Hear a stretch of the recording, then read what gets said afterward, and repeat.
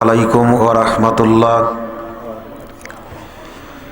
আলহামদুলিল্লাহি ওয়াহদা ওয়াসসালাতু ওয়াসসালামু আলা মান লা নাবিয়্যা বা'দা ওয়া আলা আলিহি ওয়া সাহবিহি আজমাইন, আম্মা বা'দ। আউযু বিল্লাহি মিনাশ শাইতানির রাজীম। ওয়াসাব্বিহ বিহামদি রাব্বিকা বিল আশিয়্যি ওয়াল ইবকার। عن أبي هريرة رضي الله تعالى عنه قال قال رسول الله صلى الله عليه وسلم الصلوات الخمس والجمعة إلى الجمعة ورمضان إلى رمضان مكفرة لما بينهم إذا اجتنبت الكبائر رواه مسلم।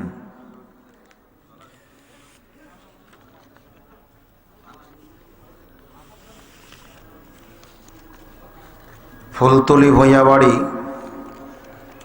আহলে হাদিস জামে মসজিদের কমিটি কর্তৃক আয়োজিত আজকের এই বার্ষিক ইসলামী মহাসম্মেলনের মুআজ্জাজ মহতারাম সম্মানিত সভাপতি, সহসভাপতি সাহেবান, প্রধান অতিথি, বিশেষ অতিথিবৃন্দ, আমন্ত্রিত ওলামায়ে কেরাম, সুযোগ্য সঞ্চালক, আজকের এই ইসলামী সম্মেলনের সমবেত উপস্থিতি, পর্দার অন্তরালে অবস্থানরত মা ও বোনেরা, যাবতীয় প্রশংসা আল্লাহ সুবহানাহু ওয়া তাআলার জন্য, যিনি আমাদেরকে আজকের এই মাহফিলে বসার তৌফিক দান করেছেন। সেজন্য তারই বারগাহে শুকরিয়া আদায় করছি, আলহামদুলিল্লাহ। অসংখ্য দরুদ ও তাসলিমাত উদ্ভাসিত হোক বিশ্ব মানবতার মুক্তির অগ্রদূত সরওয়ারে কায়না সাইয়্যিদুল মুরসালিন রাহমাতুল লিল আলামিন সাইয়্যিদুল কাওনাইনি নবী মুহাম্মদুর রাসূলুল্লাহ সাল্লাল্লাহু আলাইহি ওয়াসাল্লামের উপর আমরা আবারও সংক্ষিপ্ত দরুদ পেশ করছি, সাল্লাল্লাহু আলাইহি ওয়াসাল্লাম। হামদ ও নাতের পরে পূর্বের অবগতি অনুযায়ী আজ এই ইসলামী সম্মেলনে আমার সংক্ষিপ্ত আলোচনার বিষয় সালাত আদায়ের গুরুত্ব এবং তা পরিত্যাগ করার পরিণতি। সালাত আদায়ের গুরুত্ব ও তা ছাড়ার পরিণতি সম্পর্কে এক নাতি দীর্ঘ তথ্যবহুল গুরুত্বপূর্ণ আলোচনা তুলে ধরার চেষ্টা করব ইনশাআল্লাহ। রাসূল সাল্লাল্লাহু আলাইহি ওয়াসাল্লাম বলেন, বুনিয়াল ইসলামু আলা খামসিন শাহাদাতি আল্লাহ ইলাহা ইল্লাল্লাহ ওয়া আন্না মুহাম্মাদুর রাসূলুল্লাহ ওয়া ইকামিস সালাতি ওয়া ইতাইজ যাকাতি ওয়াল হজ্জি ওয়া সাওম রমাদান। ইসলাম প্রতিষ্ঠিত আছে, ইসলাম দণ্ডায়মান আছে, ইসলামের রুকুন, ইসলামের খুঁটি, ইসলামের ভিত্তি হলো পাঁচটি। এই পাঁচটি ভিত্তির দ্বিতীয় ভিত্তিটা হলো সালাত, নামাজ।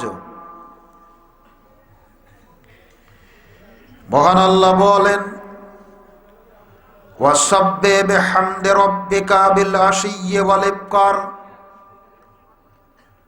তোমরা তোমাদের রবের গুণকীর্তন করো, প্রশংসা করো সকাল এবং সন্ধ্যাতে। রাসূল সাল্লাল্লাহু আলাইহি ওয়াসাল্লাম বলেন, একজন মানুষ যে মুসলিম তার যতগুলি বিষয়ের উপরে বিশ্বাস স্থাপন করতে হয়, তার প্রথমটা হলো ঈমান, দ্বিতীয়টা হলো সালাত, নামাজ। কালেমায়ে শাহাদাত পাঠ করার পরেই যেই ইবাদতের স্থান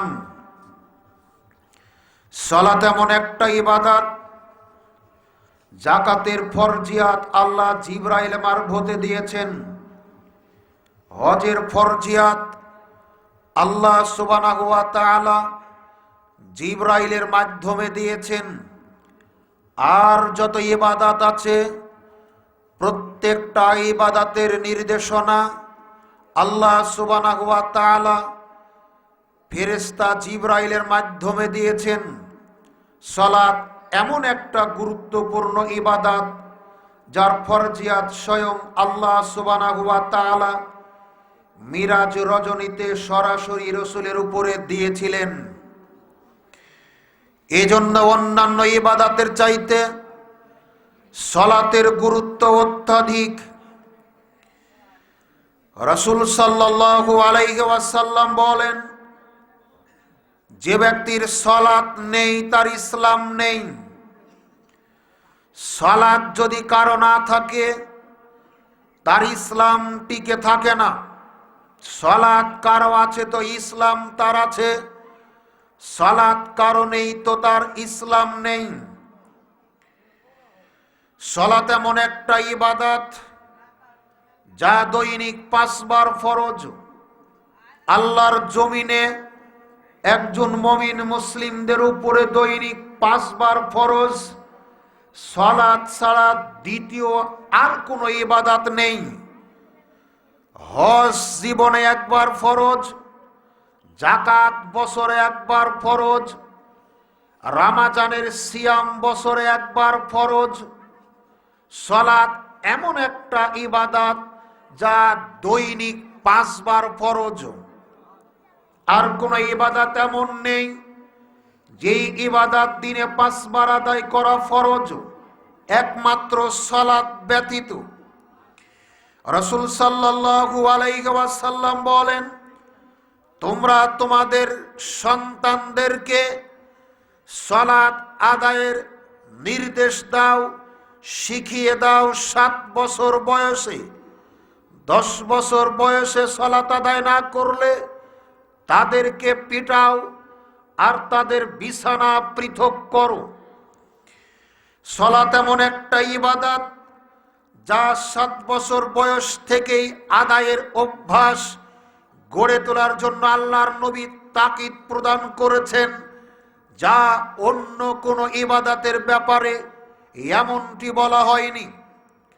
সম্মানিত উপস্থিতি, আল্লাহ সুবহানাহু ওয়া তাআলা বলেন, তামাম পৃথিবীর মুসলিম মিল্লাত সালাতকে যখন নষ্ট করবে, সালাতের বিধ্বস্তি যখন হবে, তখন মুসলিম জাতির ধ্বংস অনিবার্য, ধ্বংস নেমে আসবে। মুসলিম যতদিন সালাতের হেফাজত করবে ততদিন তাদের ধ্বংস নেমে আসবে না। যখন তারা সালাতের ব্যাপারে অমনোযোগী হবে, সালাতের বিধ্বস্ততার সম্মুখীন হবে, তখনই মুসলিম জাতির অস্তিত্ব বিলীন হতে শুরু করবে। সম্মানিত উপস্থিতি, সালাত এমন একটা ইবাদত যে ইবাদতের ব্যাপারে কোরআন মাজিদে এবং সহিহ হাদিসে যতবার উল্লেখ করা হয়েছে, যাকাতের ব্যাপারে ততবার বলা হয়নি, হজের ব্যাপারে ততবার বলা হয়নি, দান সাদাকার ব্যাপারে ততবার বলা হয়নি, কুরবানির ব্যাপারে ততবার বলা হয়নি, যতবার বলা হয়েছে সালাত আদায়ের ব্যাপারে। অথচ আমরা কুরবানি বেশি করি, সালাত কম আদায় করি। যেটা করার ব্যাপারে আল্লাহ বেশি তাকিদ দিয়েছেন আমরা সেটাই কম করি, আর যেটাই কম সংখ্যক বার বলেছেন আমরা সেটাই বেশি করি। সালাত 5 ওয়াক্ত যত মানুষ আদায় করে তার চাইতে জুমার দিনে বেশি আদায় করে। জুমারটা যত মানুষ আদায় করে তার চাইতে ঈদেরটা বেশি মানুষ আদায় করে। পরিস্থিতি এমনটাই, যেটা ফরজ সেটা মানুষ আদায় করে কম, আর যেটা নফল সুন্নাত এটাই মানুষ করে বেশি। যে মানুষ গুরুত্ব দেয় না সালাতের ব্যাপারে, যত গুরুত্ব দেয় কুরবানির ব্যাপারে। কুরবানি করার সামর্থ্য নেই, এনজিও থেকে সুদের টাকা নিয়ে কুরবানিতে চাঁদা দেয়, কিন্তু নামাজ পড়ে না। তার মানে কিছু বুঝেও নি, বোঝার চেষ্টাও করেনি, ও বুঝতে চাইনি কুরবানির দাম বেশি না সলাতের দাম বেশি। আপনাদেরকে আমরাও বুঝাতে পারিনি। আল্লাহর নবী সফরে থাকাকালীন কসর করেছেন। আপনার জোহরের পরে আসরের আগে এক আজানে 2 ইকামাতে জোহর আসর কসর করেছেন। এক ইকামাতে জোহরের 2 রাকাত ফরজ, আবার ইকামাতে আসরের 2 রাকাত ফরজ আদায় করেছেন। সুন্নাতগুলি আদায় করেননি। করবেনই বা কেন? যেখানে ফরজই কম করে পড়ছেন সেখানে সুন্নাত পড়ার তেমন গুরুত্ব আরোপ তিনি করেননি। এরপরেও আল্লাহর নবী সফরে থাকাকালীন ফজরের 2 রাকাত সুন্নাতের গুরুত্বটা এত দিয়েছেন, যেখানে আসর ফরজ পড়েছেন 2 রাকাত, জোহরের ফরজ কসর করেছেন 2 রাকাত, অথচ সেই নবী ফজরের 2 রাকাত সুন্নাত সফরেও ছাড়েননি। সফরে তিনি ফজরের 2 রাকাত সুন্নাতও পড়েছেন। আপনাকে এভাবে বলা যায় তামাম জীবনের ইবাদত, তামাম জীবনের কুরবানির নেকি একদিকে, আর আপনার ফজরের 2 রাকাত সুন্নাতের নেকি একদিকে। বলুন তো কোনটার নেকি বেশি হবে? বোঝাতে পারিনি আমরা জনগণকে। আপনার কুরবানি করাটা ফরজ নয়। আবু বকর ওমর রাদিয়াল্লাহু তাআলা আনহু সামর্থ্য থাকার পরেও মাঝে মধ্যে কুরবানি করতেন না। তাদেরকে যখন জিজ্ঞাসা করা হতো তারা বলতেন, মানুষ যাতে কুরবানি করাটাকে জরুরি মনে না করে, আবশ্যক মনে না করে, করতেই হবে এমনটি যাতে না ভাবে, এজন্য আমরা মাঝে মধ্যে সামর্থ্য থাকার পরেও ছেড়ে দিই। কিন্তু সালাত দাঁড়িয়ে আদায় করতে হয়, পারছে না, অসুস্থ, বসে আদায় করতে হবে, বসে আদায় করার শক্তি পাচ্ছেন না, শুয়ে আদায় করতে হবে, শুয়ে আদায় করতে পারছেন না, জ্ঞান আছে, ইশারা করে আপনাকে পড়তে হবে। ওযু করে সালাত আদায় করতে হয়, ওযু করার পানি পাচ্ছেন না, মাটি দিয়ে তায়াম্মুম করে সালাত আদায় করতে হবে, তায়াম্মুম করার মাটি পাচ্ছেন না, ওযু করার পানি পাচ্ছেন না, বিনা ওযুতে বিনা তায়াম্মুমে সালাত আদায় করতে হবে। সালাত আদায় করতে হয় কিবলামুখী হয়ে। আপনি এমন জায়গাতে আছেন কিবলা আপনি নির্ণয় করতে পারছেন না, বিনা কিবলাতে আপনাকে সালাত আদায় করতে হবে। শত্রু আপনাকে ধাওয়া করেছে, আপনি দৌড়াচ্ছেন, পিছনে আপনার শত্রু তাড়া করছে, আপনাকে দৌড়াতে দৌড়াতে সালাতের ওয়াক্ত হলে ইশারা করে সালাত আদায় করতে হবে। জিহাদের মাঠে আপনি আছেন, 2 দল ভাগ হবে সৈন্যদের, এক দল শত্রুর মোকাবেলা করবে আর এক দল এসে সালাত আদায় করবে। এই দল করে ফিরে যে শত্রুর মোকাবেলা করবে, ওই দল আবার এসে সালাত আদায় করবে, তবু সালাত আদায় করতেই হবে। কিন্তু আমরা বুঝিনি, বুঝেছি না, সালাত আদায় করতে হবে সর্বাবস্থায়। তবে আল্লাহর নবী বলেছেন 3 শ্রেণীর মানুষ থেকে আল্লাহ তার কলমটা তুলে নিয়েছেন। কয় শ্রেণীর মানুষ থেকে? 3 শ্রেণীর মানুষ থেকে আল্লাহ তার কলমটা তুলে নিয়েছেন। 1, ঘুমন্ত ব্যক্তি থেকে যতক্ষণ না সে জাগ্রত না হয়। 2, নাবালেগ ছেলে যতক্ষণ না সে বালেগ না হয়। 3, আল্লাহর নবী বলছেন পাগলের উপর থেকে আল্লাহ কলম তুলে নিয়েছেন যতক্ষণ সে জ্ঞান প্রাপ্ত না হয়। পাগলের সালাত নেই, নাবালকের সালাত নেই, আর ঘুমন্ত ব্যক্তির সালাত নেই। আল্লাহর নবী বলেছেন এই 3 শ্রেণীর মানুষ থেকে আল্লাহ তার কলমটা তুলে নিয়েছেন। সালাত আমাকে আপনাকে আদায় করতেই হবে। সালাত আদায় না করে জান্নাতের কামনা করা যাবে না। সম্মানিত উপস্থিতি, রাসূল সাল্লাল্লাহু আলাইহি ওয়াসাল্লাম বলেছেন একটা রাষ্ট্রে ইসলাম আছে, এর সর্বোচ্চ রশি, সর্বোচ্চ মানদণ্ড হলো ইসলামী শাসন ব্যবস্থা। চুরি করলে হাত কাটতে হবে, জেনা করলে, অবিবাহিত হলে দুর্রা মারতে হবে, বিবাহিত হলে বুক পর্যন্ত মাটির নিচে পুঁতে তাকে রজম করতে হবে, মিথ্যা অপবাদ দিলে 80 আঘাত করতে হবে। এটা ইসলামী বিধান। একটা রাষ্ট্রে ইসলাম আছে, বোঝা যাবে তার সর্বোচ্চ স্তর হলো ইসলামী শাসন ব্যবস্থা, আর সর্বনিম্ন রশি হলো সালাত। দেশে তো ইসলামী শাসন ব্যবস্থা নেই, সালাতটা কিছু আছে, সালাতটা যখন চলে যাবে তখন কিয়ামত এসে যাবে। সম্মানিত উপস্থিতি, এরপর আল্লাহর নবী বলছেন সালাত যতদিন পৃথিবীতে থাকবে তথা তামাম পৃথিবীতে একজন মানুষ যতদিন অবশিষ্ট থাকবে, যেই মানুষ আল্লাহর নাম উচ্চারণ করবে ততদিন পর্যন্ত কিয়ামত হবে না। লাখো কোটি টাকার মালিক টেন্ডারবাজি করে, আল্লাহর কাছে আর 5 পয়সার দাম নেই, চাঁদাবাজি করে, চুরি করে, আত্মসাৎ করে, বিরাট প্রভাব প্রতিপত্তির মালিক, আল্লাহর কাছে তার 5 পয়সার দাম নেই। একটা নিষ্পেষিত, নির্যাতিত, অধিকার বঞ্চিত, সবচাইতে গরিব মানুষ, যে মানুষটা ড্রেন থেকে, নর্দমা থেকে আমার আপনার ফেলে দেওয়া খাবারগুলি কুকুরের সাথে, বিড়ালের সাথে প্রতিযোগিতা করে তুলে পরিষ্কার করে খাচ্ছে, এর ভিতর যদি ঈমান থাকে, তামাম পৃথিবী এর মাঝখানে যা কিছু আছে তার চাইতে এর দাম আল্লাহর কাছে বহু গুণে বেশি। কারণ সে যতদিন বেঁচে থাকবে ততদিন কিয়ামত হবে না। তামাম পৃথিবী এর মাঝখানে যা কিছু আছে সব চাইতে একজন মুমিনের দাম আল্লাহর কাছে বহু গুণে বেশি। অতএব দীর্ঘদিন যদি পৃথিবীকে টিকিয়ে রাখতে চান, ঈমান আমলের সংশোধনী চান, সালাতের ব্যাপারে যত্নবান হওয়ার বিকল্প কোনো রাস্তাঘাট নেই। আপনাকে বলছিলাম, আবু হুরায়রা রাদিয়াল্লাহু তাআলা আনহু বলেন, রাসূল সাল্লাল্লাহু আলাইহি ওয়াসাল্লাম বলেছেন, আউয়ালু মা ইয়াহসাবু বিহিল আবদা ইয়াউমাল কিয়ামাস সালাহ। আমার আপনার আমাদের আমলের দিক দিয়ে যত আমল আছে, সালাত, সিয়াম, হজ, যাকাত, তাসবিহ, তাহলিল, জিকির, আজকার, দান, সাদাকা, ফরজ, ওয়াজিব, সুন্নাত, মুস্তাহাব, মুবাহ, যত ইবাদত আছে মানুষ জিন করে, এই ইবাদতের মধ্যে কিয়ামতের মাঠে সর্বপ্রথম হিসাব নেওয়া হবে যেই ইবাদতের, সেটাই হলো সালাতের।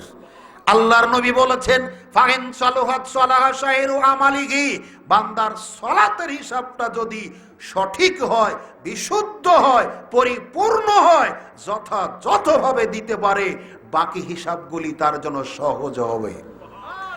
আর সালাতে বান্দা যদি ক্ষতিগ্রস্ত হয়, আটকে যায়, ভালো মতো হিসাব দিতে না পারে, তাহলে বাকি হিসাব নিকাশগুলি তার নিকটে অত্যন্ত কঠিন হবে, হিসাব দিতে অপারগ হবে। অতএব সালাতের ব্যাপারে যত্নবান হওয়া আমাদের অতীব জরুরি। সম্মানিত সুধী মণ্ডলী, এরপরে যে বিষয়টা বলছিলাম, জাবের ইবনে আব্দুল্লাহ রাদিয়াল্লাহু তাআলা আনহু বলেন, রাসূল সাল্লাল্লাহু আলাইহি ওয়াসাল্লাম বলেছেন, আল ফারকু বাইনানা ওয়া বাইনাল কুফরি ওয়া শিরকে তারকুস সালাত। মুসলিম, কাফের আর মুশরিকের মধ্যে, মুশরিক, কাফের আর মুসলিমের মধ্যে পার্থক্য করার মানদণ্ড হলো সালাত। যারা সালাত আদায় করে তারা মুসলিম, যারা সালাত আদায় করে না তারা হয় কাফের না হলে মুশরিক। যারা সালাত আদায় করে না তারা হয় কাফের নয়তোবা মুশরিক। আল্লাহর নবী বলেছেন, সালাত আদায় করে যারা মুসলিম তারা, সালাত আদায় করে যারা মুসলিম তারা, সালাত আদায় করে যারা মুসলিম তারা, সালাত আদায় করে না যারা হয় মুসলিম মুশরিক নয়তো কাফের তারা। বেনামাজি কখনো মুসলিম হতে পারে না। মহান আল্লাহ বলেন, কিয়ামতের মাঠে হিসাব নিকাশের পর একদল জান্নাতে যাবে আর একদল জাহান্নামে যাবে। জান্নাতি জাহান্নামী মুখোমুখি থাকবে, তারা আলাপ আলোচনা করবে, একে অপরকে দেখতে পাবে, তারা জিজ্ঞাসা করবে। সাকার নামক জাহান্নামে কিছু মানুষ থাকবে, তাদেরকে দেখেই তারা চিনতে পারবে, চিনতে পেরে জিজ্ঞাসা করবে, মা সালাকাকুম ফিস সাকার, বলো তো তোমাদের অপরাধ কি ছিল, তোমাদের কি পাপ ছিল, কি অন্যায় তোমরা করেছিলে যার কারণে তোমাদের থাকার জায়গা হয়েছে সাকার নামক জাহান্নাম। সেই দিন সাকার নামক জাহান্নামে যারা থাকবে তারা নিজেরাই বলবে আমরা 4টি পাপ করেছিলাম, যার শাস্তি হিসেবে আল্লাহ আমাদেরকে সাকারে নিক্ষেপ করেছেন। এক, তারা নিজেরাই বলবে ওয়াকালু লাম নাকু মিনাল মুসাল্লিন, আমরা দুনিয়াতে থাকতে মুসল্লি ছিলাম না, সালাত আদায় করতাম না।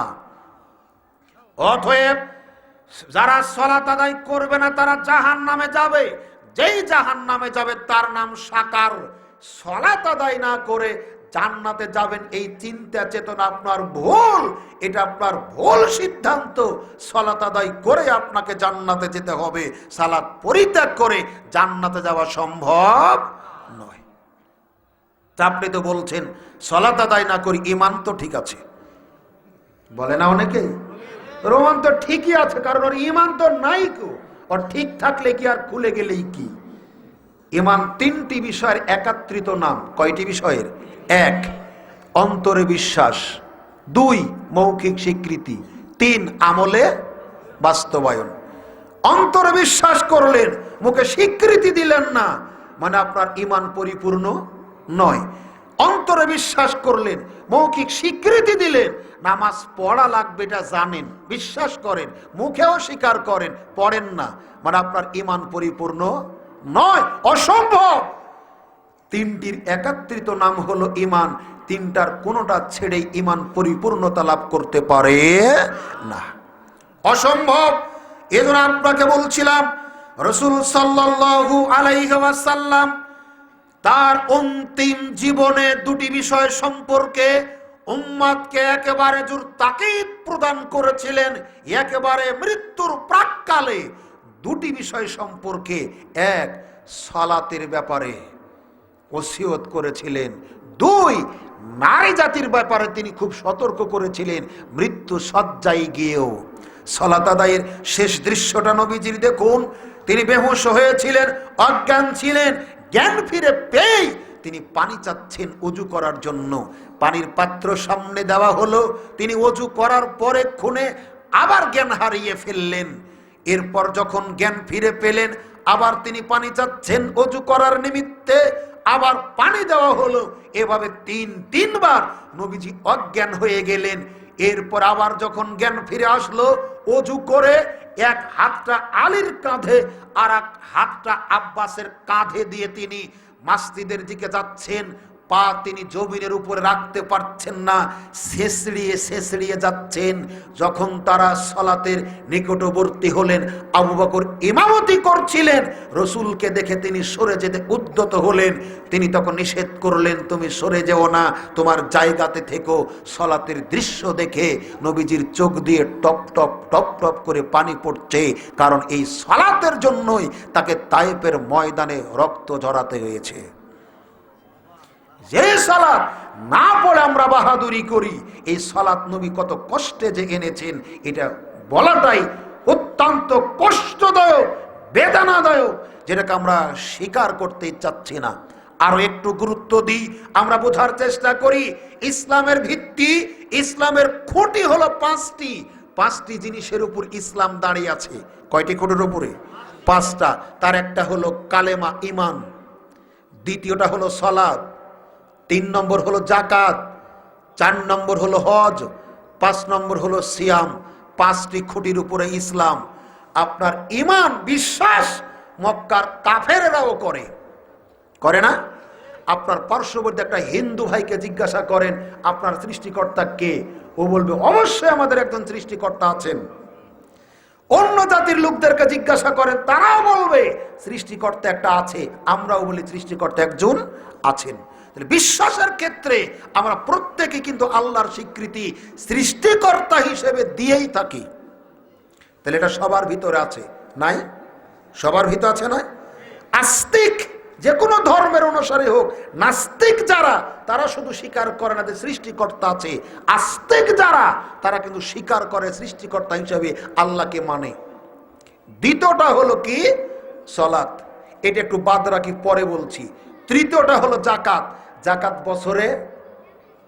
বছরে একবার ফরজ। সবার জন্য ফরজ না, নেশাব পরিমাণ মালের মালিক যদি কেউ হয়, সারা বছর খাওয়া পড়ার পরে, দেনা ঋণ পরিশোধ করার পরে যদি নিসাব পরিমাণ সম্পদ তার থাকে, তাহলে 100 টাকাতে 2.5 টাকা জাকাত দিতে হবে। এই জাকাত কি সবার উপরে ফরজ? গুটি কতক মানুষের উপরে ফরজ। চতুর্থ নম্বর যেটা, সেটা হলো হজ। হজ কি সবার উপরে ফরজ? যারা ধনী মানুষ, মক্কাতে যাতায়াতের খরচ, আসা যাওয়া পর্যন্ত পারিবারিক খরচের যোগান যারা দিতে পারবে, তাদের উপরে কেবল হজ ফরজ। 5 নম্বর হলো রমজানের সিয়াম। এটা 1 বছর পর পর একবার আসে, বোঝাতে চাচ্ছিলাম। তাহলে 5টি খুঁটির 3টি সবার জন্য প্রযোজ্য। একটা হলো যাকাত, একটা হলো হজ, একটা হলো সিয়াম। সিয়ামের ব্যাপারে রুখসাত আছে। ফামান কানা মিনকুম মারিজান আও আলা সাফারিন ফাইদ্দাতুম মিন আইয়ামিন উখার। রমজানে তোমরা কেউ যদি অসুস্থ থাকো, সফরে থাকো, তাহলে তোমরা দিনগুলিকে গণনা করে রাখবে, সুযোগ যখন পাবে তখন কাজ আদায় করবে। বোঝাতে পারেনি? ইসলাম আছে কয়টাতে? আর না না না না, 1 বছর পর আসবে তো রমজান। হজ জীবনে একবার ফরজ, বাকিগুলি নফল। ইসলাম আছে কিসে বলেন? একটাতে শুধু, ইমানেও নয়, সলাতে। এরপরেও আমরা যারা সলাত আদায় করি না, তাদের ইসলাম কি আছে? বুঝাতে পারি না আপনাদের। আমি চাচ্ছি সবাই সুন্দর করে বুঝি যে 5টি রুকনের সার্বজনীন 3টা রুকন নয়, 2টা আছে। একটা বিশ্বাস ঈমান, একটা হলো সালাত। বোঝা যাচ্ছে যার সালাত নেই তার ইসলাম নেই, অসম্ভব। যার সালাত নেই তার ইসলাম নেই, যার সালাত আছে তার ইসলাম আছে। এজন্য বলছিলাম রাসূল সাল্লাল্লাহু আলাইহি ওয়াসাল্লাম এই বিষয়গুলির প্রতি অত্যন্ত গুরুত্ব আরোপ করেছেন। এরপর আপনাকে নিয়ে যায় আবু হুরায়রা রাদিয়াল্লাহু তাআলা আনহু বলেন, রাসূল সাল্লাল্লাহু আলাইহি ওয়াসাল্লাম বলেছেন, as-salawatul khams, 5 ওয়াক্ত সালাত। কয় ওয়াক্ত সালাত? ফজর, জোহর, আসর, মাগরিব, এশা। আল্লাহর নবী বলেছেন 5 ওয়াক্ত সালাত। ওয়াল জুমআতু ইলাল জুমআ, এক জুমার সালাত থেকে আরেক জুমার সালাত। ওয়ার রমাজানু ইলা রমাজান, এক রমাজান থেকে আরেক রমাজানের সিয়াম। মুকাফফিরাতুল লিমা বাইনাহুম ইজাস্তুনিবাতিল কাবাগির।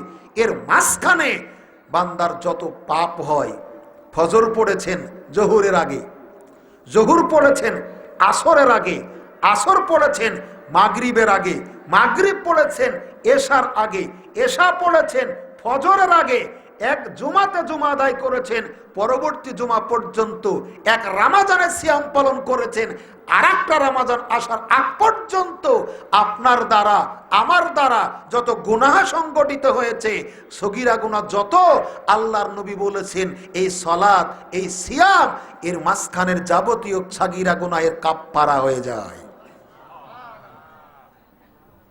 একজন মানুষ যখন সালাতে দাঁড়ায়, আল্লাহর নবী বলেছেন তার গুনাহগুলিকে তার কাঁধে হাজির করা হয়, রুকু সেজদাতে গেলে গুনাহগুলি তার জীবন থেকে ঝরে পড়ে যায়। আবু যার গিফারি রাদিয়াল্লাহু তাআলা আনহু বলেন, আল্লাহর নবী একদা শীতের মৌসুমে ভ্রমণে বের হয়েছিলেন। শীতের মৌসুমে দেখবেন অনেক গাছের পাতা ঝরে যায়, দেখে মনে হয় মারা গেছে, আসলে মরে যায়নি। আল্লাহর নবী এরকম একটা গাছের কাছে গেলেন, গাছের পাতাগুলি হলুদ, 2টি ডাল ধরে তিনি ঝাঁকুনি দিলেন, যার ফলে নরম পাতাগুলি জমিনে খসে পড়ল। আল্লাহর নবী বলছেন, আবু জারজি তুমি কি দেখলে ঝাঁকুনি দেওয়ার কারণে গাছের পাতাগুলি কিভাবে খসে পড়লো? জি দেখেছি। তখন তিনি বললেন, আল্লাহর কোন বান্দা তাকে খুশি করার নিমিত্তে যখন সালাত আদায় করে, গাছ থেকে পাতাগুলি যেইভাবে খসে পড়লো, ওই বান্দার জীবন থেকে গুনাহগুলি ওইভাবে খসে পড়ে।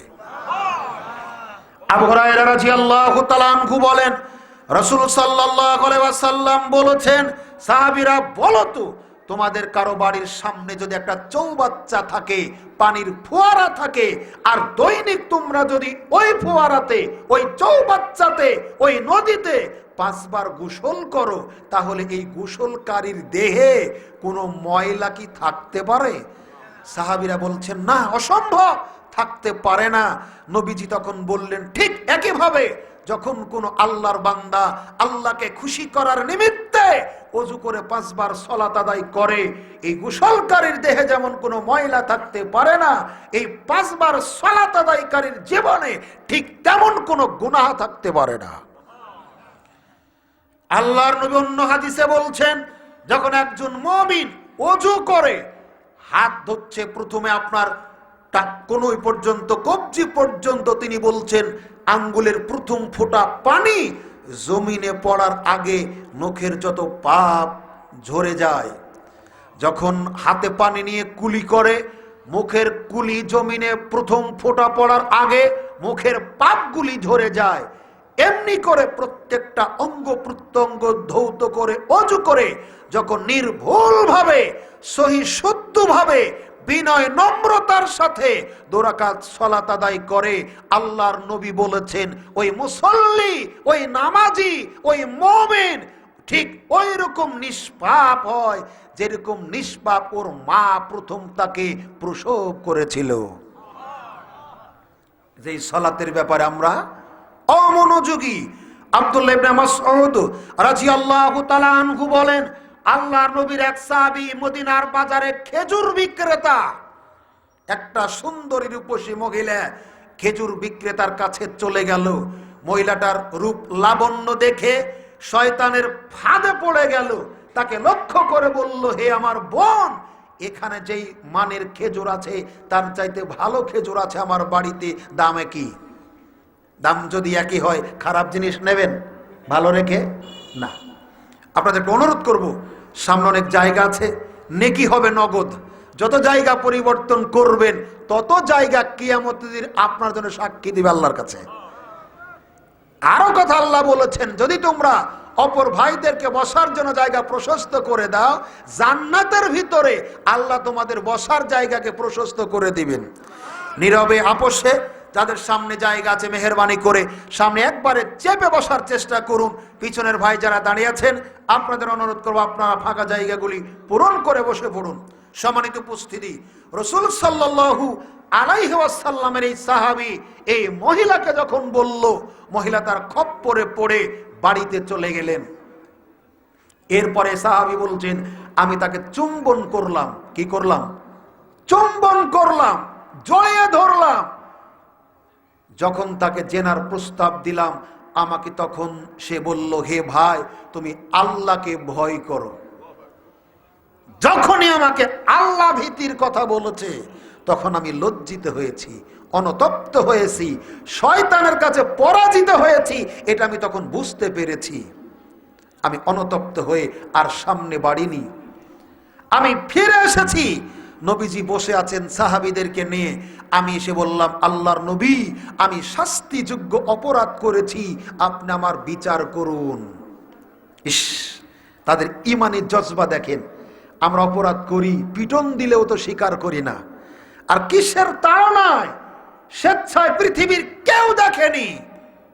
জেনা যদি করতো পৃথিবীর কেউ ঠেকাতে পারতো না, তাকে ঠেকিয়েছে, বাধা দিয়েছে আল্লাহ ভীতি, তাকওয়া। জেনা করেনি, ফিরে গিয়ে অকপটে বিনা জিজ্ঞাসায় নবীজির কাছে বলছেন, আল্লাহর নবী, আমি শাস্তিযোগ্য অপরাধ করেছি, আপনি আমার বিচার করুন। নবীজি কোনো কথা বললেন না, চুপ থাকলেন। 2-3 বার বললেন, তবু নবীজি কোনো কথা বললেন না। আসরের সালাতের ওয়াক্ত হলো, বেলাল আজান দিলেন, ইকামত দিলেন। আল্লাহর নবী ইমাম, অন্যান্য সাহাবীদের সাথে এই সাহাবীও জামাতের সাথে সালাত আদায় করলেন। আবার দাঁড়িয়ে বলছেন, আল্লাহর নবী, আমি শাস্তিযোগ্য অপরাধ করেছি, আপনি আমার বিচার করুন। তার অন্তরে একটা তাকিদ দিচ্ছে, তাড়না যোগাচ্ছে, দুনিয়াবীর শাস্তি তুচ্ছ আর পরকালের শাস্তিটা কঠিন, অতএব দুনিয়ার শাস্তিটা মেনে নেওয়ায় আমার জন্য ভালো হবে। আল্লাহর নবী তখন বলছেন, তুমি কি আমাদের সাথে সালাত আদায় করনি? জি, তা করেছি। আল্লাহ পাক আয়াত নাজিল করলেন, আকিমিস সালাতা তারাফিন নাহারে ওয়া জুলফাম মিনাল লাইলি ইন্নাল হাসানাতি ইউযহিবনাস সাইয়্যা। দিবসের 2 প্রান্তে দিনের 2 অংশে সকাল সন্ধ্যায় আল্লাহর জিকিরের উদ্দেশ্যে সালাত আদায় করো, নিশ্চয়ই তোমাদের খারাপ কাজগুলি ভালো কাজ দিয়ে মিটিয়ে দেওয়া হয়। আল্লাহর নবী বলছেন, সাহাবী তুমি কি আমাদের সাথে সালাত আদায় করোনি? তখন তিনি বলছেন, হ্যাঁ করেছি। তখন নবীজি বললেন, আল্লাহ স্বয়ং তোমার পাপকে ক্ষমা করে দিয়েছেন। সাহাবী বলছেন, আল্লাহর নবী আইলাহা যাবেন? আল্লাহু আকবার। ও নিজেদের ক্ষমা পেয়েছে। আল্লাহর নবীকে আরো জিজ্ঞাসা করছেন, আল্লাহর নবী এই ক্ষমা কি শুধু আমার জন্যই? তখন তিনি বলছেন, না, কিয়ামত পর্যন্ত যারা ভুল করবে, অপরাধ করবে, পাপ করবে, ভুল বুঝতে পেরে অনতপ্ত অন্তরে ইখলাসের সাথে আল্লাহর কাছে যদি তওবা করবে, যারা কিয়ামত পর্যন্ত তাদের এই ক্ষমার সুযোগটা থাকবে।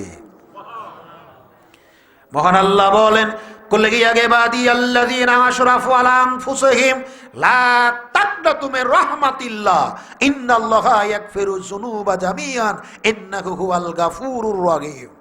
হে রাসূল, আপনি বলুন তামাম পৃথিবীর উম্মতে মুহাম্মাদীকে, যারা পাপ করেছে, অন্যায় করেছে, গুনাহ করেছে, ক্ষমা হবে না এই ভেবে তারা যেন নিরাশ না হয়। কার সংবাদ? কার সংবাদ? আল্লাহর।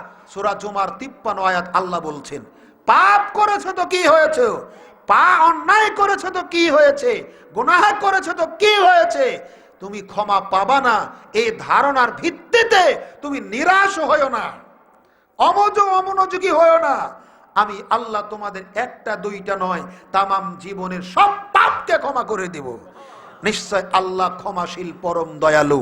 আল্লাহর নবী বলেছেন, যদি তোমরা পৃথিবীতে পাপ না করতে, অন্যায় না করতে, আল্লাহ তোমাদের পতন ঘটাতেন, তোমাদের জায়গাতে এমন জাতি নিয়ে আসতেন যারা পাপ করে আল্লাহর কাছে ক্ষমা চাইতো।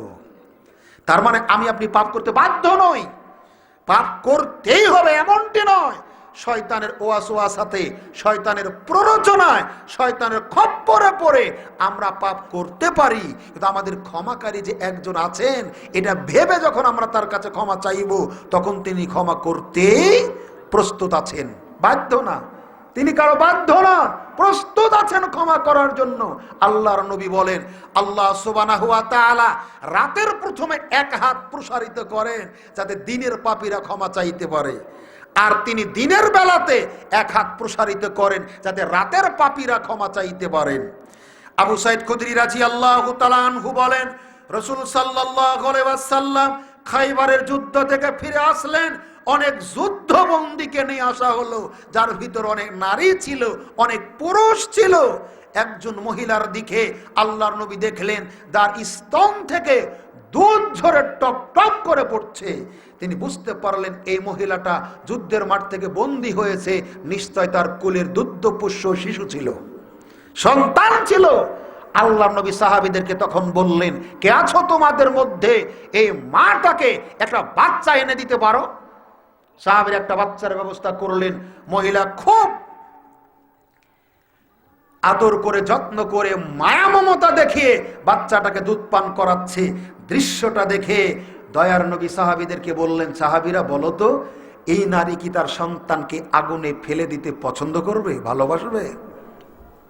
সাহাবীরা বলছেন, আল্লাহর নবী, নিজের সন্তানকে তো পরের কথা, অপরের সন্তান পেয়ে যেভাবে মায়া মমতা দেখাচ্ছে, আদর যত্নে দুধ পান করাচ্ছে, এই সন্তানকেই তো আগুনে ফেলে দিতে চাইবে না।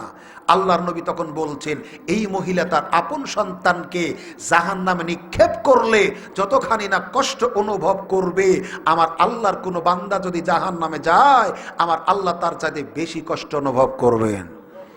এরপরেও বহু হতভাগা আছে যাদের জন্য আল্লাহ জাহান্নামকে প্রস্তুত করে রেখেছেন। অতএব আল্লাহর ক্রোধ থেকে, আল্লাহর রাগ থেকে, আল্লাহর গজব থেকে বাঁচার জন্য সার্বিক প্রচেষ্টা চালায়। আল্লাহ আমাদের তৌফিক দান করুন, আমিন।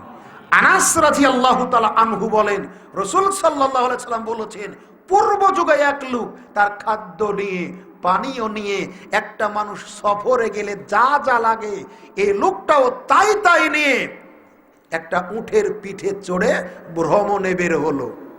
কিসে বের হলো? ভ্রমণে বের হলো, এমন একটা জায়গাতে উপনীত হলো, পৌঁছে গেল যেই জায়গাতে কোনো দোকানপাট নেই, লোকালয় নেই, মানবজন নেই। এমন একটা নির্জন প্রান্তরে তার হাত থেকে বাহনটা ছুটে পালিয়ে গেল অথবা হারিয়ে গেল। যার উপরে ছিল খাবার উপকরণ, যার উপরে ছিল বাঁচার উপকরণ, লোকটা চিন্তা করেছে খাবার যেহেতু কিছু নেই, পড়ার যেহেতু কিছু নেই, লোকালয় দোকানপাট নেই, মৃত্যুটা নিশ্চিত। না জানি কখন মালাকুল মাউত এসে আমার জানটা কব্জ করবে, এরকম ভেবে একটা পাথরের উপর মাথা দিয়ে ঘুমিয়ে পড়েছে। আল্লাহ যতক্ষণ ইচ্ছা তাকে ঘুমের ভিতরে রাখলেন। ঘুম থেকে জেগে দেখে লোকটা যেই বাহন নিয়ে ভ্রমণে সফরে বের হয়েছিল, তার উপরে যা জানিয়েছিল তা নিয়ে হাজির। হারানো বস্তু পেয়ে লোকটা খুশি হবে না বেজার হবে? কম খুশি না বেশি খুশি? তারপরে আবার এরকম বিপদ সংকুল জায়গাতে, তবে লোকটার ব্রেন ঠিক আছে, প্রথমে উটের লাগাম কষে ধরেছে। কেন? কেন? যাতে আবার হারিয়ে না যায়। শুরুতে লাগাম কষে ধরেছে, আর হারানো জিনিস ফেরত পেয়ে এতটাই খুশি হয়েছে, আল্লাহকে ডাক দিয়ে বলছেন, হে আল্লাহ, তুমি আমার বান্দা আর আমি তোমার আল্লাহ। এত খুশি হয়েছে। খুশিতে মানুষ কাঁদে না? আনন্দে মানুষ কাঁদে না? বাপ রিক্সা ভ্যান চালায়, খুব কষ্ট করে ছেলেকে পড়ায়, ছেলের ব্রেন ভালো, ম্যাট্রিক পাস করেছে গোল্ডেন প্লাস নিয়ে, বাপ ভাবেই নেই আমার ভ্যান চালানো টাকা খেয়ে আমার ছেলে এত সুন্দর রেজাল্ট করবে। আল্লাহর শুকরিয়া আদায় করতে গিয়ে এমনিতে চোখ দিয়ে পানি এসেছে। হয় না এরকম? হয় না এরকম? আল্লাহর নবী বলছেন, লোকটা আনন্দে এত খুশি হয়েছে, শিদ্দাতুল ফারহে, কঠিন খুশি হয়েছে। আল্লাহকে ডাক দিয়ে বলছেন, আল্লাহ, তুমি আমার বান্দা আর আমি তোমার আল্লাহ। আল্লাহ নবী বলছেন, যদি কোনো বান্দা ভুল বুঝতে পারে, আল্লাহ ক্ষমা করতে পারেন, এই গুণ তার আছে, এটা জেনে বুঝে নিজের পাপকে স্মরণ করে চোখের পানি ছেড়ে আল্লাহর কাছে ক্ষমা চায়, তখন আমার আল্লাহ ওই হারানো বস্তুটা ফেরত পাওয়া লোকের চাইতে বেশি খুশি হন। শুধু তাই নয়, আবু হুরায়রা রাদিয়াল্লাহু তাআলা আনহু বলেন, রাসূল সাল্লাল্লাহু আলাইহি ওয়াসাল্লাম বলেছেন, আল্লাহ সুবহানাহু ওয়া তাআলা প্রত্যেক রাত্রের শেষ তৃতীয়াংশে দুনিয়ার আসমানে নেমে আসেন, এসে ডাকতে থাকেন, কে আছো? পাপী আমার কাছে প্রার্থনা করবে, আমি তার পাপকে ক্ষমা করে দিব। এমন কেউ কি আছো অসুস্থ? আমার কাছে প্রার্থনা করবে, আমি তাকে সুস্থতা দান করব। এমনি করে প্রত্যেক রাতের, সারা বছরের প্রত্যেকটা রাতের শেষ তৃতীয়াংশে এভাবে আহ্বান করতেই থাকেন। যখন তিনি আহ্বান করেন তখন আমরা নাক ডাকিয়ে ঘুম পাড়ি। কারণ রাত 12টা পর্যন্ত ডিশের লাইনে ছিলাম, রাত 12টা পর্যন্ত ক্যারাম বোর্ডের আড্ডাতে ছিলাম বিদ্যুতের আলো দিয়ে। আপনি তাসবিহ কখন করবেন? আল্লাহ যখন ডাকছেন তখন আমরা ঘুমাচ্ছি। অতএব এই অলসতার সময় আর নেই, আমাদের আখের গোছানোর সময় এখন এসেছে। অবশ্য আল্লাহর নবী বলেছেন, পৃথিবীবাসী ইকতানিম খামসান কাবলা খামসেন, তুমি তোমার জীবনের 5টি বিষয়কে গুরুত্বপূর্ণ মনে করো, গানিমাত মনে করো। এই 5টি বিষয়ের পিছনে আরো 5টা বিষয় অপেক্ষা করছে। এক একটা বিষয় চলে যাবে, চলে যাওয়া জায়গাটা খালি থাকবে না, এই খালি জায়গাতে আর একটা জিনিস এসে যাবে। বোঝাতে পারেনি? একটা জিনিস এখানে রেখেছেন, এই টিস্যু, বাতাসে উড়ে গেল, জায়গাটা খালি থাকবে না, এখানে আর একটা আসবে। আপনার আমার জীবনের এমন 5টি বিষয় আছে, এই 5টি বিষয়ের এক একটা যখন চলে যাবে, এই জায়গাতে আর একটা বিষয় এসে যাবে। অতএব এই জিনিস আসার আগে যেটা আছে এটাকে গানিমাত মনে করো। কি মনে করো? কি মনে করো? গানিমাত বুঝেন? কাফের মুশরিক মুসলিম যুদ্ধের মাঠে অবতীর্ণ হয়ে লড়াই করে, মারামারি করে, জিহাদ করে কাফেরদেরকে পরাজিত করার পর তাদের কাছ থেকে যে সম্পদ প্রাপ্ত হয়, এই মালকে বলা হয়, এটা পাওয়া সহজ না কঠিন? সহজ না কঠিন?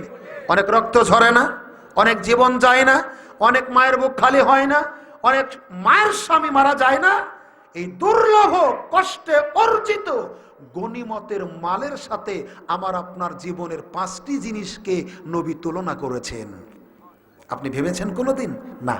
এক, শাবাবাকা কাবলা হারামিক, তুমি তোমার যৌবনকে গানিমাত মনে করো।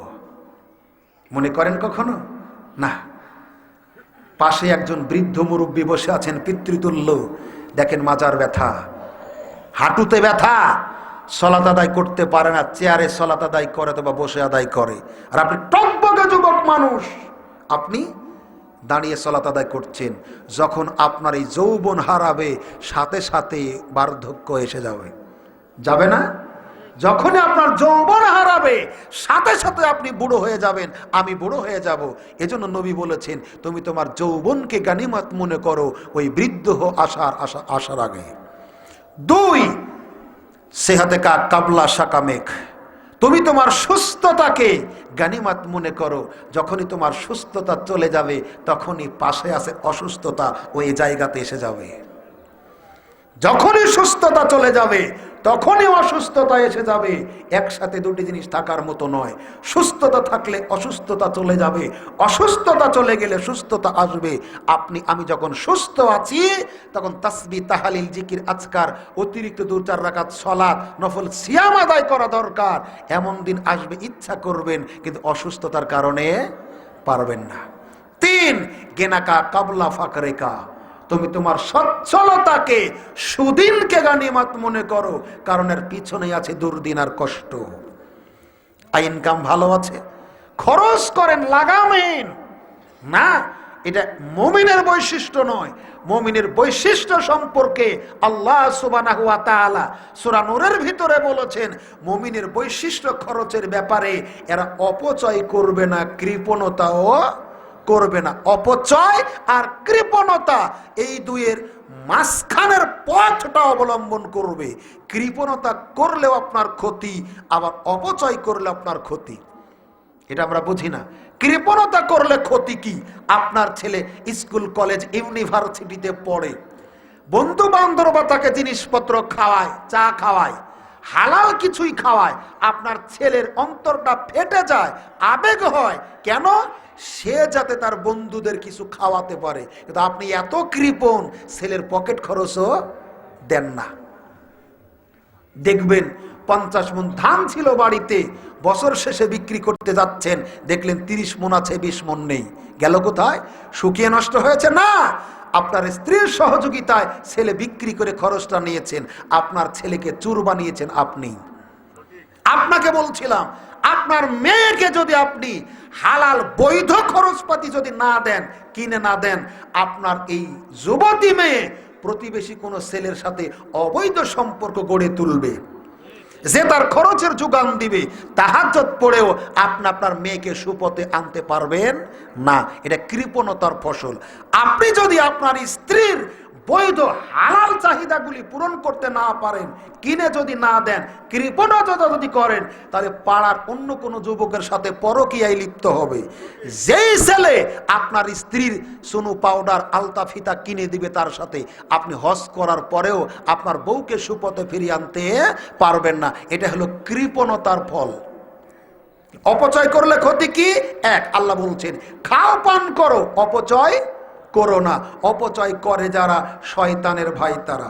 অপচয় করে যারা, শয়তানের ভাই তারা। অপচয় করে যারা, শয়তানের ভাই তারা। আপনাকে বলছি, আপনার গল্পের তোপে কেউ টিকতে পারে না। স্টলে বসলে আপনার গল্প ছাড়া কারো গল্প চলে না, হোটেলে বসলে কারো গল্প চলে না। আপনি বলেন আমার এত জমি আছে, এত জায়গা আছে, এত বড় চাকুরি করি, এত এত বেতন পায়, খাবে কে একটা ছেলে? মাসে লাগে 10,000, পাঠান 20,000। কি বোঝা যাচ্ছে না?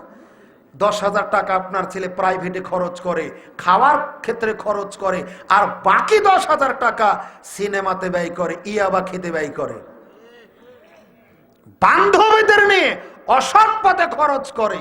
তাহলে কৃপণতা করলেও যেমন ক্ষতি, অপচয় করলেও তেমন ক্ষতি। অপচয় আর কৃপণতা এই দুইটার মাঝখানের একটা পথ, সেটা হলো মুমিনের পথ, সেটা হলো ইমানদারদের পথ, সেটা হলো মিতবায়ীর পথ। যেখানে যেটা লাগবে সেখানে সেটা দিবেন, দেওয়ার ক্ষেত্রে কৃপণতাও করবেন না, আবার একবারে অপচয়ও করবেন না। সম্মানিত উপস্থিতি, এরপর আপনাকে বলছিলাম রাসূল সাল্লাল্লাহু আলাইহি সাল্লাম বলছেন তৃতীয় যে জিনিস, গেনাকা কাবলা ফাকরে, তুমি তোমার সচ্ছলতাকে মূল্যায়ন করো। অসচ্ছলতা এর পিছনে আছে, এটা আসার আগে আপনার আজকে শরীর স্বাস্থ্য ভালো আছে, আয় ইনকাম ভালো আছে, বৈধ কাজগুলিতে আপনি সহযোগিতা করুন, দুর্দিনে এটা আপনার সহায়ক হবে। 4, ফারাকাকা কাবলা সুগলেকা, তুমি তোমার অবসরকে গানিমাত মনে করো। যখনই অবসর তোমার চলে যাবে তখনই ব্যস্ততা এসে যাবে, যখনই অবসর চলে যাবে তখনই ব্যস্ততা এসে যাবে। অতএব আপনি দেখেন আপনার পাশের একটা মানুষ, আল্লাহর নবী বলেছেন, আল্লাহ সুবহানাহু ওয়া তাআলা বলেন হাদিসে কুদসি, বান্দা যদি আমার জন্য সময় বের করে নেয়, কার জন্য? আমাদের হায়াত 60, 70, 80, 90, 100 বছর, পুরো জীবন তো কাজ করে নিজের উন্নতির জন্য, সংসারের উন্নতির জন্য। নামাজ পড়তে মসজিদে যাই, সুরের মতো সেজদা করি আর পালানোর চেষ্টা করি, আল্লাহকে ফাঁকি দেওয়ার চেষ্টা করি। আল্লাহ পাক বলছেন, জিন্দেগি তো আমি তোমাকে দিয়েছি, তুমি যদি ওখান থেকে কিছু সময় আমার জন্য খরচ করো, তাহলে আমি আল্লাহ তোমাকে 2টা পুরস্কার দেব। কয়টি পুরস্কার? কয়টি পুরস্কার? 2টি। 1, তকদিরে যে পরিমাণ রিজিক লেখা আছে, আল্লাহর পথে সময় দিলে আল্লাহ এখান থেকে রিজিকটা বর্ধিত করেন। দ্বিতীয়টা হলো আল্লাহ সুবহানাহু ওয়া তাআলা আমাদের 2 হাতের ব্যস্ততা কমিয়ে দেন, মানে ইনকাম হবে কম, এতে আল্লাহ বরকত দিবেন। কি দিবেন? বরকত দিবেন। আর যদি আমরা আল্লাহর পথে সময় খরচ না করি, ব্যয় না করি, আল্লাহ আমাদেরকে এই 2টি নিয়ামত থেকে, পুরস্কার থেকে, রহমত থেকে, বরকত থেকে বঞ্চিত করবেন, মাহরুম করবেন। কি? যেই পরিমাণ রিজিক তকদিরে লেখা আছে ওই পরিমাণই থেকে যাবে, আর বাড়াবেন না। তাহলে আপনি মনে করছেন, আমি মনে করছি আল্লাহর পথে যতক্ষণ সময় দিতাম, মসজিদে যতক্ষণ বসতাম, সম্মেলনে যতক্ষণ বসতাম, ততক্ষণ আমি যদি ব্যবসা করতাম লাভবান বেশি হতাম। এটা আমাদের ভুল ধারণা। আল্লাহ পাক বলছেন, আমি তার রিজিকটা কমাই না, বাড়িয়ে দিই। আর কেউ যদি সময় না দেয়, আমি আল্লাহ যেই পরিমাণ রিজিক তার তকদিরে লেখা ছিল ওই পরিমাণে রেখে দিই, বাড়াই না। 2, তার 2 হাতের ব্যস্ততা আমি আল্লাহ বাড়িয়ে দিই, ফুসরত পায় না।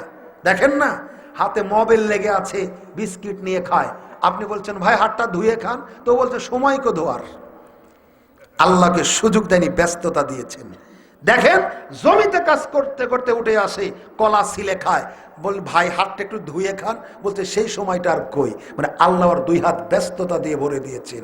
অথচ পাশে একটা গরিব মানুষ কামলা দিয়ে খায়, দিন মজুরি খেটে খায়, আর ইনকাম কম, অথচ তার বাড়িতে কোনো টেনশন পেরেশানি নেই। রাত 8টার পর আপনার তাকে ডেকে জাগাতে পারেন না, নাক ডাকিয়ে ঘুম পাড়ে। আর আপনি কোটি কোটি টাকার মালিক, ঘুমের ট্যাবলেট না খাইলে আমরা ঘুম আসে না। সুখী কে পৃথিবীতে? সুখী কে পৃথিবীতে?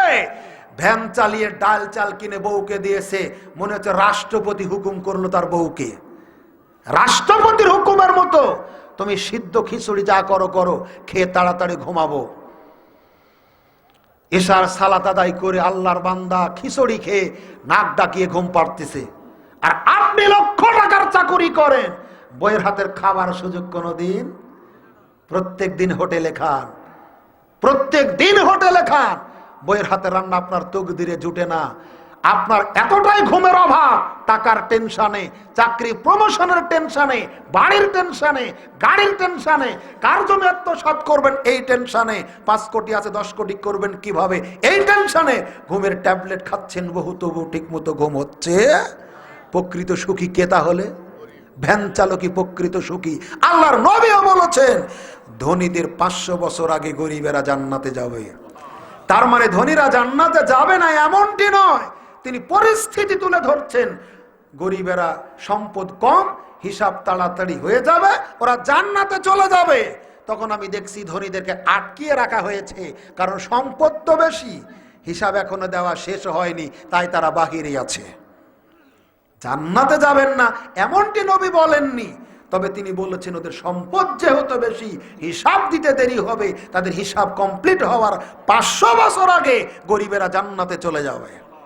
আল্লাহ নবী বলেছেন, তুমি আমাদের আল্লাহ, তুমি আমাকে মিসকিনদের অন্তর্ভুক্ত করো, আমি তাদের ভিতরে থাকতে চাই। জান্নাত জাহান্নাম ঝগড়ায় লিপ্ত হলো। রাসূল সাল্লাল্লাহু আলাইহি ওয়াসাল্লাম বলছেন, জান্নাত তার আবেগ প্রকাশ করে বলছে, কি ঘটনা, আশ্চর্য, আমি তো আল্লাহর জান্নাত, আমার ভিতরে থাকবে হাই ফাই শ্রেণীর লোক, সুপ্রিম পাওয়ার ক্ষমতার লোক, আমার ভিতরে দেখছি যত পাও ফাটা, যত ভ্যান চালক, যত দরিদ্র, তারা ঘটনা কি? আল্লাহ বলছেন, এই জান্নাত শোন, তুই হলি আমার রহমতের দয়ার বহিঃপ্রকাশ, দয়ার ফসল হলে তুই জান্নাত, আমি আল্লাহ যাকে খুশি তাকে তোর ভিতরে ঢোকাবো। জাহান্নাম বলছে, আশ্চর্য, এমন কেন হলো? যত স্বেচ্ছাচারী, সাদাবাজি, টেন্ডারবাজি, যত আল্লাহদ্রোহী লোক, সব কেন? যাদের পৃথিবীতে সম্পদ ছিল বেশি, প্রভাব ছিল বেশি, ক্ষমতা ছিল বেশি, দাপট ছিল বেশি, এরা কেন আমার ভিতরে? আল্লাহ বলছে, এই জাহান্নাম শোন, তুই আমার রাগের, ক্রোধের ফসল, যাকে ইচ্ছা তোর ভিতরে ঢুকে আমি শাস্তির স্বাদটা আস্বাদন করাই। আল্লাহর রাগের ফসল জাহান্নাম, আল্লাহর দয়ার ফসল হলো জান্নাত। পাওয়া খুব সহজ।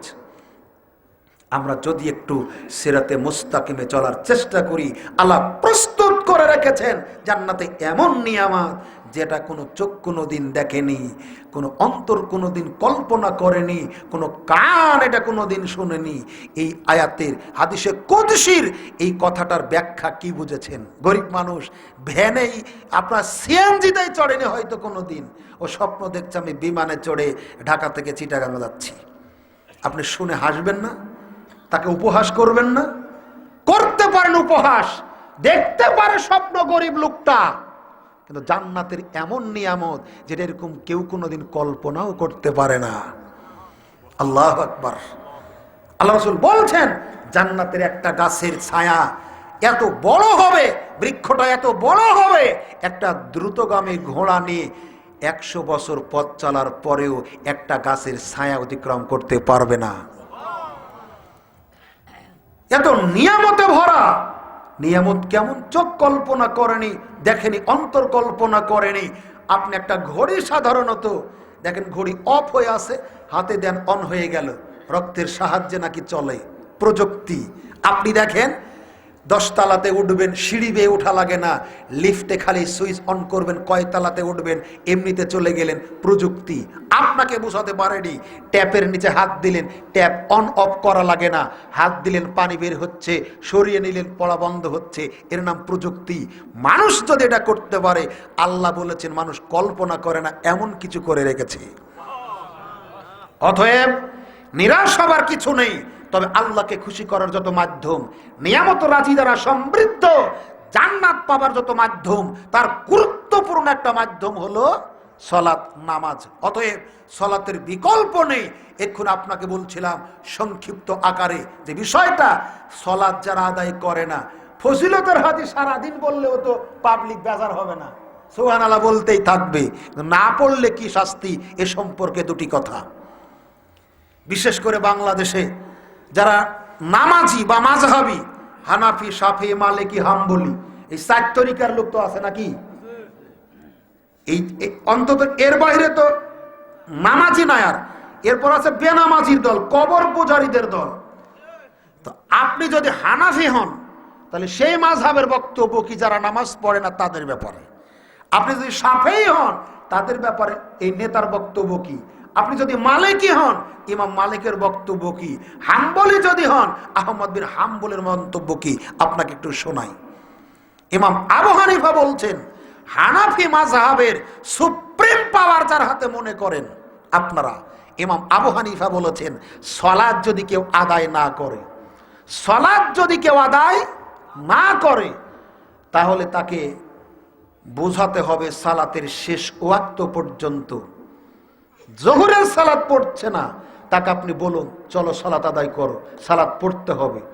বলতে বলতে ওয়াক্ত পর্যন্ত চলে গেল জোহরের, ইমাম আবু হানিফা বলছে এর বাহিরে থাকার কোনো সুযোগ নেই, একে জেলখানাতে রাখতে হবে, মাথা ঝোকালে হবে না। ওয়াজ বাংলাদেশে বহু হয়, টাকা উঠতেছে খালি আকাশ দিয়ে, কোটি কোটি টাকা হুজুরের পকেটে যায়, জনগণের কোনো ঈমান আকীদার সংশোধন হচ্ছে না। তা আপনি যদি হানাফি দাবি করেন তা আপনার নেতা অন্য কেউ ইমাম আবু হানিফা নয়, মানে বেনামাজি হানাফি হতে পারে না, বেনামাজি হানাফি হতে পারে না। তাহলে পরকার 3 ইমামের কেউ নিতে পারে। যেমন আপনি একটা দল করতেন, এই দলের সাথে কোনো গন্ডগোল হলো, অন্য দলে ঢুকবেন, সুযোগ থাকে তো। তখন ইমাম আবু হানিফা নাকচ করলেন, বেনামাজি হানাফি নয়, বেনামাজি হানাফি নয়। কি করতে হবে? বেনামাজিকে জেলখানায় বন্ধ রাখতে হবে, বাইরে থাকার সুযোগ নেই। দ্বিতীয় মাযহাব ইমাম মালিক রাহিমাহুল্লাহ আর ইমাম শাফেঈ, এই 2 ইমাম বলেছেন ওয়াক্ত আসার পর থেকে তাকে বোঝাতে হবে এই সালাত পড়ো, সালাত পড়ো, সালাত পড়ো। পড়ছে না, ইনকার করছে, অস্বীকার করছে, সালাত পড়েন, ওয়াক্ত শেষ। আর একটু কঠিন করে বলেছেন, সেটা কি? এই বেনামাজিদের যারা সালাত আদায় করে না, এদের বেঁচে থাকার কোনো অধিকারই নেই, এদেরকে হত্যা করা ওয়াজিব। তাহলে আপনাকে কে নিল না? ইমাম মালিকও নিল না, শাফিও নিল না। আর একটা আছে, দেখি তার ভরসা কিছু পাওয়া যায় কিনা। ভরসা পাওয়া গেলে, নামাজ যদি পড়া না লাগে তাহলে আমরা হাম্বলি হব নাকি? ইমাম আহমদ বিন হাম্বল বলছেন, একই নির্দেশনা, একই ভঙ্গিতে কেউ যদি সালাত আদায় না করে, ওয়াক্ত পর্যন্ত তাকে নির্দেশ দিতে হবে, অনুরোধ করতে হবে। শেষ পর্যায় পর্যন্ত যদি সালাতকে ইনকার করে, অস্বীকার করে, তাহলে তারও বেঁচে থাকার কোনো অধিকার নাই, তার শাস্তি হলো মৃত্যুদণ্ড।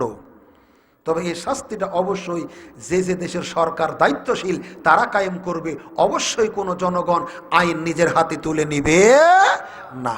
তাহলে বোঝা গেল 4 মাযহাবের 4 ইমামের কোন ইমাম বেনামাজিকে তার দলে নেওয়ার কথা বলেন। এখন আপনি কি বলেন? আপনি তো বাহাদুরি করছেন, আমি হানাফি, নামাজ পড়েন না। আপনি হানাফি নন, আপনি তো বলছেন আমি মালিকি, নামাজ পড়েন না। আপনি মালিকি নন, আপনি তো বলছেন শাফিঈ, আপনি সালাত আদায় করেন না। ইমাম শাফিঈ আপনাকে নাকচ করে দিলেন, আমার মুরিদ তুমি নও। আপনি দাবি করছেন আমি আহমদ বিন হাম্বলের অনুসারী, নামাজ পড়েন না। তিনিও বলছেন বেনামাজি আমার কখনো দলের অন্তর্ভুক্ত হতে পারে না। অতএব একটাই চূড়ান্ত, নামাজ পড়ে যারা মুসলিম তারা, নামাজ পড়ে না যারা হয় কাফের নয়তো মুশরিক তারা। সম্মানিত উপস্থিতি, রাসূল সাল্লাল্লাহু আলাইহি ওয়াসাল্লাম বলেন, আমি মিরাজ রজনীতে গেলাম, জান্নাতের বহু প্রাসাদ আমি ঘুরে দেখেছি। হঠাৎ করে দেখলাম একটা টকটকে ঝকঝকে মণিমুক্তা দিয়ে তৈরি স্বর্ণের একটা প্রাসাদ। যখন সাহাবীদের কাছে তিনি বিবরণ দিচ্ছিলেন, তখন তিনি বলছেন, সাহাবীর আল্লাহর নবী, এই জান্নাতটা আল্লাহ কার জন্য প্রস্তুত করে রেখেছেন? তখন তিনি বললেন, 4টি গুণ, 4টি বৈশিষ্ট্য যার ভিতরে থাকবে তাদের জন্য আল্লাহর তৈরি টকটকে ঝকঝকে মণিমুক্তা দিয়ে তৈরি জান্নাতটা। 1, যাদের মুখের ভাষা ভালো, মুখের ভাষা যাদের ভালো, হাসি মুখে কথা বলা একটা সদাকার নেকি। স্ত্রীর মুখে 1 লোকমা খাবার তুলে দেওয়া সদাকার নেকি। কোন বিপদগ্রস্ত মানুষের বোঝা হাতে ধরে তুলে দিলেন মাথায়, সদাকার নেকি। সুবহানাল্লাহ একটা সদাকার নেকি, আলহামদুলিল্লাহ একটা সদাকার নেকি, আল্লাহু আকবার একটা সদাকার নেকি। প্রত্যেকটা ভালো কাজের আদেশ একটা সদাকার নেকি। খারাপ কাজ থেকে বিরত থাকার নির্দেশ, এটা একটা সদাকার নেকি। আপনাকে বলছিলাম 4 নম্বর বোঝাতে গিয়ে তিনি বলছেন, ফারাগাকা কাবলা শুগলেকা, অবসরকে গানিমাত মনে করো ব্যস্ততা আসার আগে। আমরা যখন অবসর থাকি তখন তাস খেলি, অবসর যখন থাকি ক্যারাম বোর্ডে লিপ্ত থাকি, অবসর যখন থাকি আমরা লুডো খেলাতে লিপ্ত থাকি, অবসর যখন থাকি দাবা খেলাতে লিপ্ত থাকি। অবসরকে আমরা মূল্যায়ন করতে চাই না। অথচ আল্লাহর নবী বলছেন, কালেমাতানে খাফিফাতানে আলাল লিসান শাকিলাতানে ফিল মিজান হাবিবাতান ইলা রহমান সুবহানাল্লাহি ওয়া বিহামদিহি সুবহানাল্লাহিল আযীম। দুটি বাক্য রয়েছে, বলা খুব সহজ, নেকির পাল্লাতে ভারী, দয়াময়ের নিকটে প্রিয় বাক্য দুটি হলো সুবহানাল্লাহি ওয়া বিহামদিহি। আল্লাহর নবী একদা বললেন, সাহাবীরা তোমাদের কেউ কি প্রত্যেক দিন 1000 নেকি কামাই করতে পারবে? সাহাবীরা বললেন, এটা কি করে সম্ভব? তখন তিনি বললেন, দৈনিক কেউ যদি 100 বার করে সুবহানাল্লাহি ওয়া বিহামদিহি সুবহানাল্লাহিল আযীম এই তাসবিহটা তেলাওয়াত করে পড়ে, আল্লাহর নবী বলেছেন তার আমলনামায় 1000 করে নেকি লেখা হয়। যখন আমরা তাস খেলি, যখন আমরা লুডু খেলি, যখন আমরা ক্যারাম খেলি, যখন আমরা দাবা খেলি, অবসর সময়কে এভাবে কাটায়, তখন কিন্তু 100 বার করে এই তাসবিহটা করা সহজ। সহজ না? আল্লাহর নবী বলছেন জান্নাতে অনেক ভান্ডার রয়েছে, তার মধ্যে একটা ভান্ডারের নাম হলো লা হাওলা ওয়ালা কুওয়াতা ইল্লা বিল্লাহ। আল্লাহর নবী বলেছেন সুবহানাল্লাহিল আযীম ওয়া বিহামদিহি এই তাসবিহটা নারী হোক পুরুষ হোক যে বা যারা দৈনিক যতবার পড়বে, জান্নাতের ভিতরে তার জন্য ততটা খেজুরের বৃক্ষ রোপণ করা হবে। অতএব আসুন আমরা অবসরকে পাপের কাজে না খাটিয়ে, পাপের কাজে ক্ষয় না করে নেকির কাজে ব্যয় করি। আল্লাহ সুবহানাহু ওয়া তাআলা আমাদেরকে সেই তৌফিক দান করুন, আমিন।